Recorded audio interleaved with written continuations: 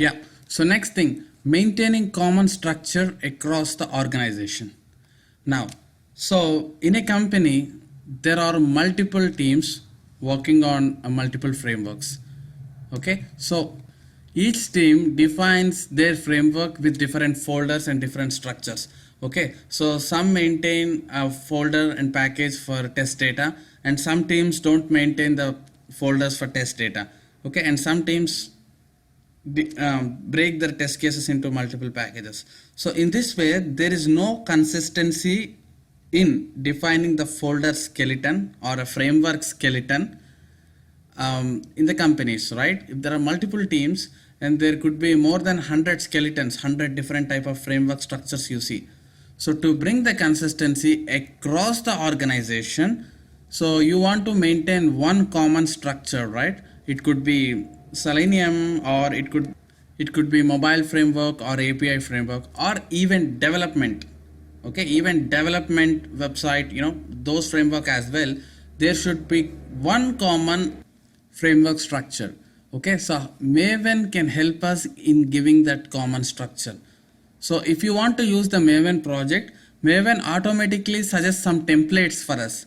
Okay, for test project, it suggests one template, and for Java development project, it suggests one more template. So simply we can convert our project using a Maven and get the template, and then introduce all our test cases according to that template, or inject our code into those template.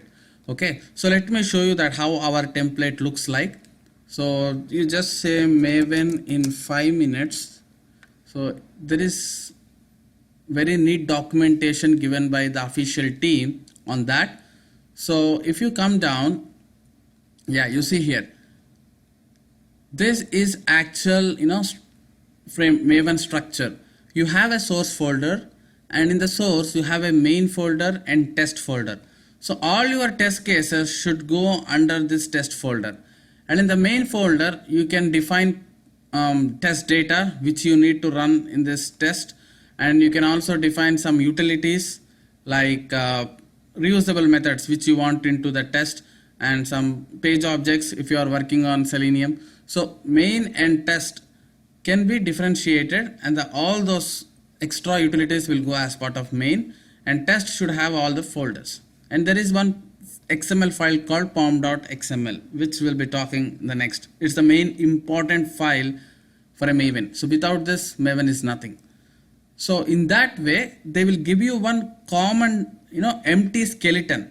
So manually you have to create the package, and under this package you need to create one more package, like that you have to do, right? So all this work will be done by Maven for us. If you simply invoke the Maven project, so this skeleton will be inbuilt given by us from Maven.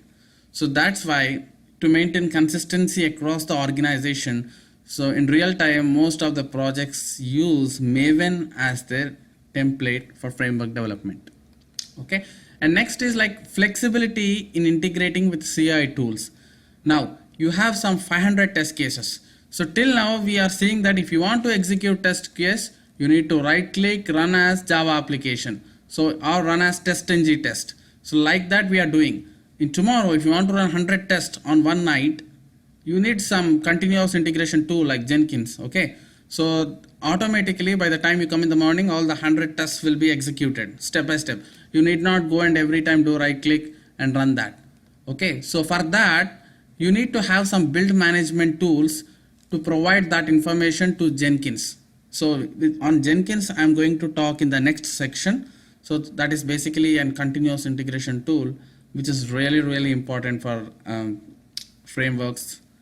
So because we will have some thousands of test cases, right? We will not go and right click every time. All those 1,000 cases we will trigger and schedule at one particular time. So all those will learn in Jenkins.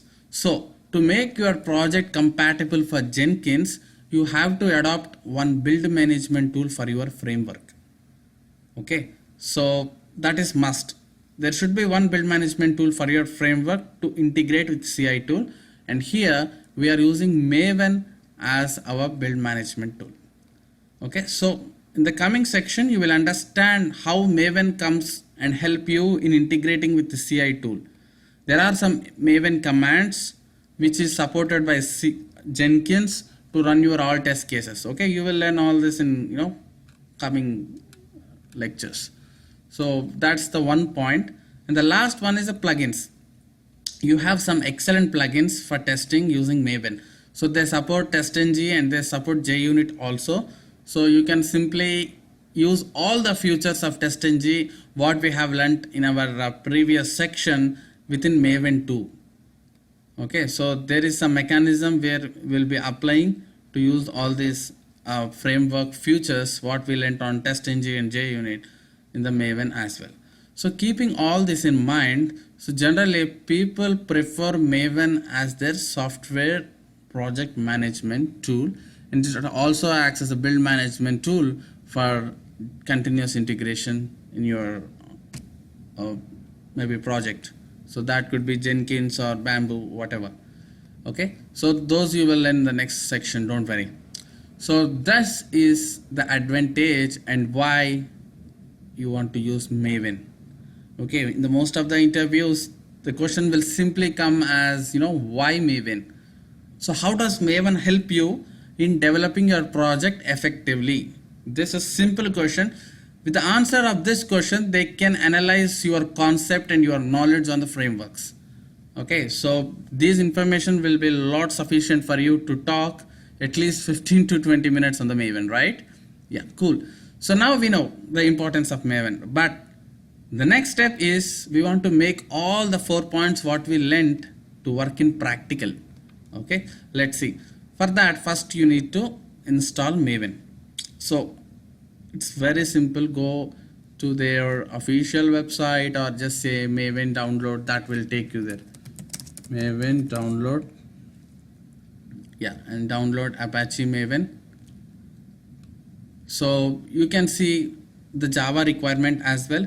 First of all, you need to install Java in your machine before you work on Maven. And also make sure that you set Java path in system variables. Okay, so Java is a prerequisite for the Maven. And once you are done with that, and come down, and you have your folders here which you can download. And you can download this bin.zip. Okay, so if you are working on Windows, you need to download this, and if you are working on Mac, you can download this. So don't download source folder. So this is like entire code you will get, but we just don't need about Maven code. We just need that software, right? So just download this and unzip.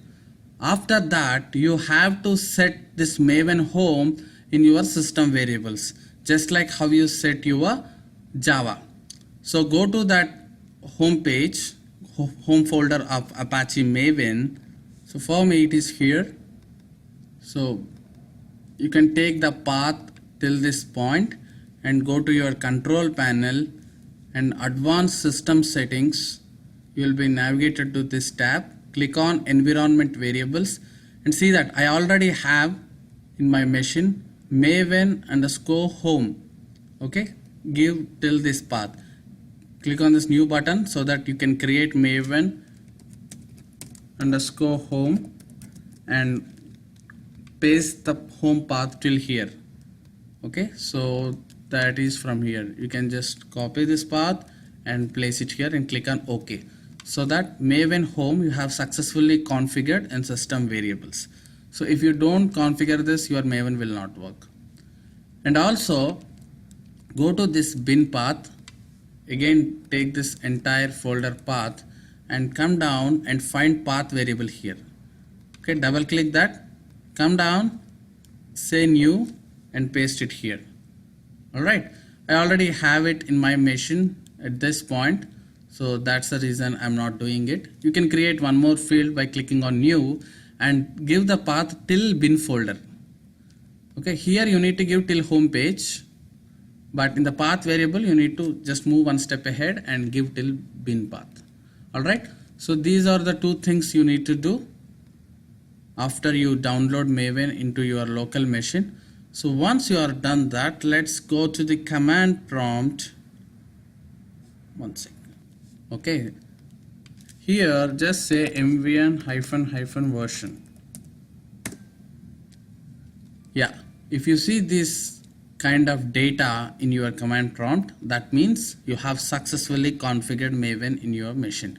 You can see that the version name and the Maven home path and Java version you are having, everything is displayed here.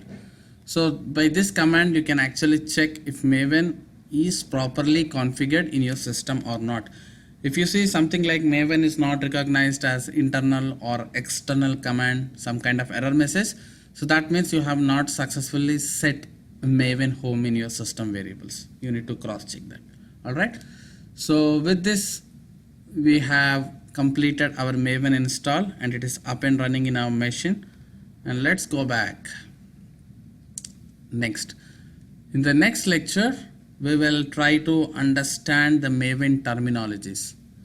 Okay, so what generally Maven uses, what kind of words it uses, and then we'll slowly move into the creating Maven project. Okay, see you in the next lecture. Thank you.